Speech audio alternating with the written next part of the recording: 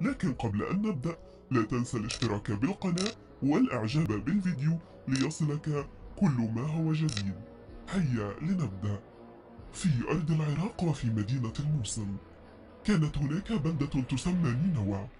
انحرف أهلها عن منهج الله عز وجل وعبدوا الأصنام وجعلوها ندا لله تبارك وتعالى، فأراد الله أن يدعوهم إليه ويبين لهم ما هم عليه من الخطأ، حتى إذا لم يستجيبوا يعذبهم عذابا شديدا. فأرسل إليهم يونس بن متي عليه السلام ليدعوهم إلى توحيد الله وترك عبادة الأصنام، لكن قومه كذبوه واستمروا على عنادهم، ولم يؤمن منهم أحد، بل إنهم كذبوه وتمردوا عليه وسخروا منه أشد السخرية والاستهزاء. وقد قيل إن دعوة يونس عليه السلام لقومه استمرت 33 سنة، إلا أنه لم يؤمن معه سوى رجلين، ولذلك شعر يونس عليه السلام باليأس والضيق من قومه، واشتكى يونس إلى الله، فأوحى الله إليه: يا يونس أخبر قومك إني معذبهم عذابا شديدا لكفرهم. فامتثل يونس لأمر الله ووعد قومه بالعذاب من قبل ربهم بعد 3 أيام. وبعد ذلك خرج يونس عليه السلام من نينوى، وظن أن الله تعالى لن يؤاخذه بهذا الخروج، لأنه قدم كل ما عليه في سبيل دعوة قومه ولم يستجب أحد، وأن الله منزل بهم العذاب لا ريب.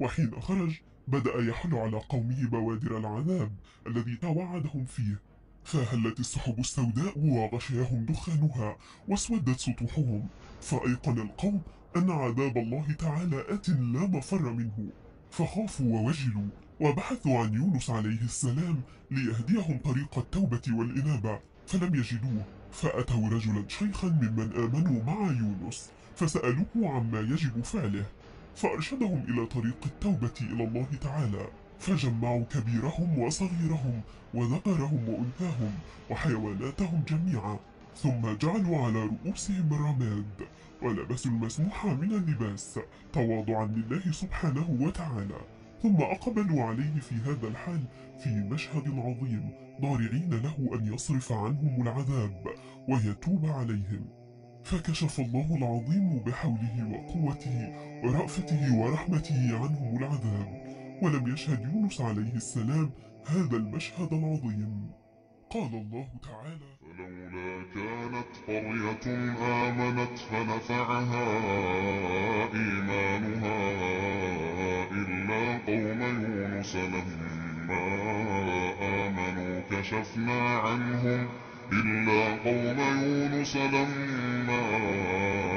آمنوا كشفنا عنهم عذاب الخزي في الحياة الدنيا ومتعناهم إلى حين. أما يونس عليه السلام فقد خرج وذهب لشاطئ البحر، فمرت سفينة، فطلب يونس من أصحابها أن يحملوه معهما، فعرف أصحاب السفينة يونس فقالوا: عبد الله الصالح، فحملوه بدون أجر. وكانت السفينة محملة بالناس والبضائع، ولكن وأثناء الرحلة هاجت الرياح والأمواج ومالت السفينة، فألقى الركاب بعضا من بضائعهم وأغراضهم لتخف الحمولة، فلم تهدأ السفينة، بل ظلت على ما هي عليه مضطربة ويرتفع من حولها الموج. وكان هذا علامة عند أصحابها بأن من بين الركاب راكبا مغضوبا عليه لأنه ارتكب خطيئة، وأنه لابد أن يلقى في الماء لتنجو السفينة من الغرق، فاقترحوا على من يلقونه من السفينة. فخرج سهم يونس، وكان معروفا عندهم بالصلاح والتقوى، فأعادوا القرعة، فخرج يونس ثانية، فأعادوها ثالثة، فخرج يونس أيضا. ورغم أن يونس لا يفهم ما يحدث، لكنه عرف أن الله يريد هذا به، فقال للقوم: ارموني في البحر.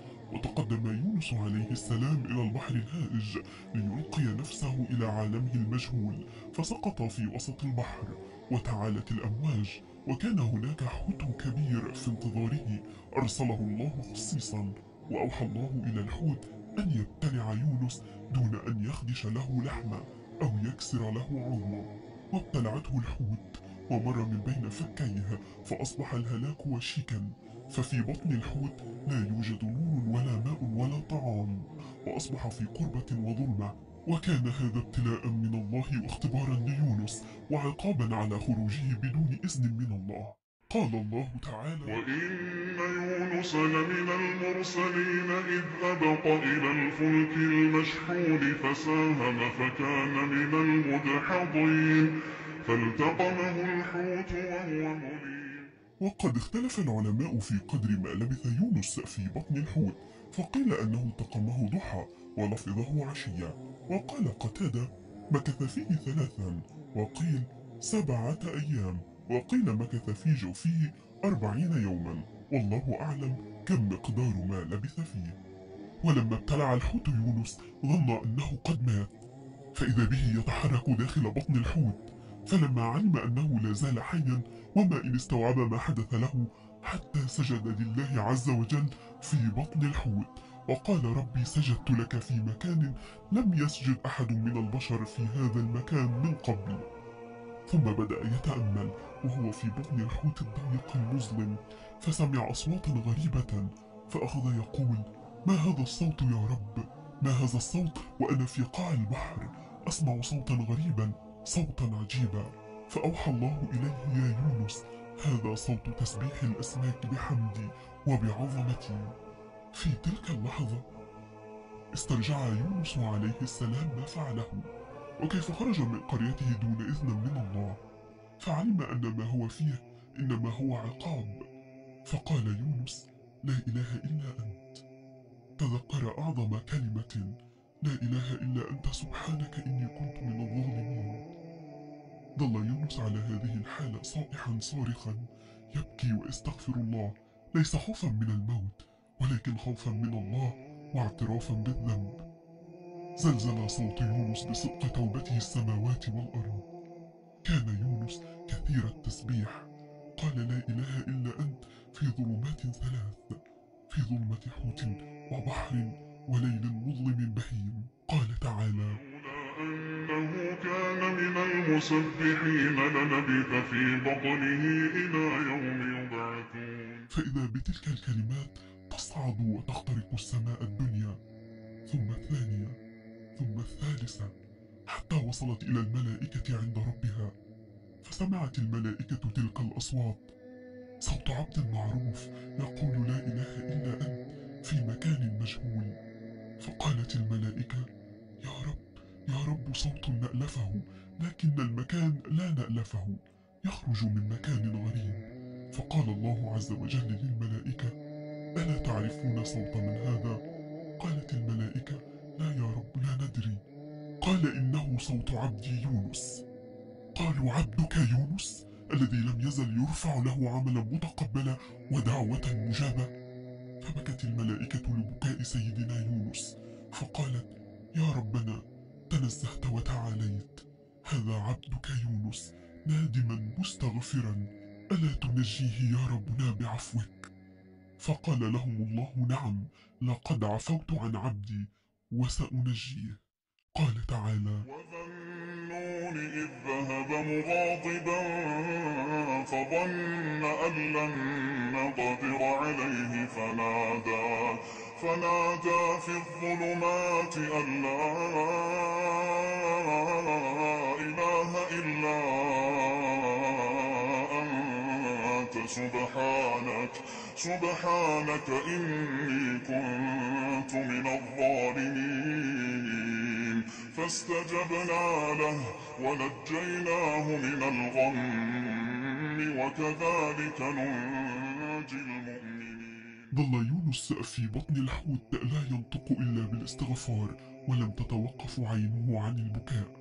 أمر الله الحوت بأن يقذف يونس على شاطئه، فخرج من بطنه سقيما عاريا، فأنبت الله عليه شجرة القرع.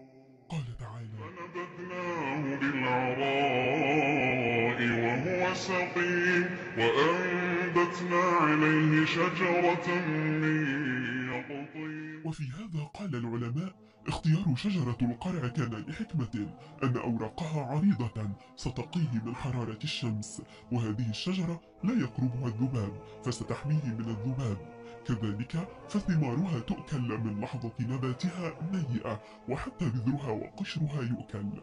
لما استرد يونس عافيته أخبره الله أنه تاب عليه، وأمره الله أن يرجع إلى قومه ليخبرهم أن الله قد تاب عليهم. وكان قومه قد تابوا كما قلنا سابقا، وخرجوا بدوابهم وأهليهم ليبحثوا عن يونس ليستغفروا لهم بعد أن لاحت لهم بشائر العذاب. امتثل يونس لأمر الله ورجع إلى قومه مبشرا لهم بمغفرة من الله ورضوانا. وكان عددهم 100,000 أو يزيد، فآمنوا كلهم. قال تعالى: أرسلناه إلى 100,000 أو يزيدون فآمنوا فمتعناهم إلى حين. وظل تسبيح يونس والدعاء الذي دعا به في بطن الحوت حتى يومنا هذا يكون لمن دعا به سببا في كشف الكربات. أسألكم الدعاء بالخير. وفي النهاية اترك في التعليق اسم الموضوع الذي تريده معنا في الحلقة القادمة، وسنقوم بتنزيل جزء عنه إن شاء الله. ولا تنسى الاشتراك بالقناة والإعجاب بالفيديو ومشاهدة الفيديوهات السابقة، وهذا الفيديو خصوصا الذي يحكي عن قصة النمرود أول من سجد لإبليس. شكرا على المشاهدة. النمرود هو من أعظم الملوك الذين حكموا الأرض ومن عليها، وهو أول من تعلم السحر على يد إبليس شخصيا، وأول من ادعى الألوهية. وقد نشأ النمرود في أرض بابل، وكما نعرف أن أرض بابل هي من أعظم الحضارات الموجودة على مر التاريخ. كان النمرود واحدا من أعظم الملوك الذين حكموا الأرض القديمة، آتاه الله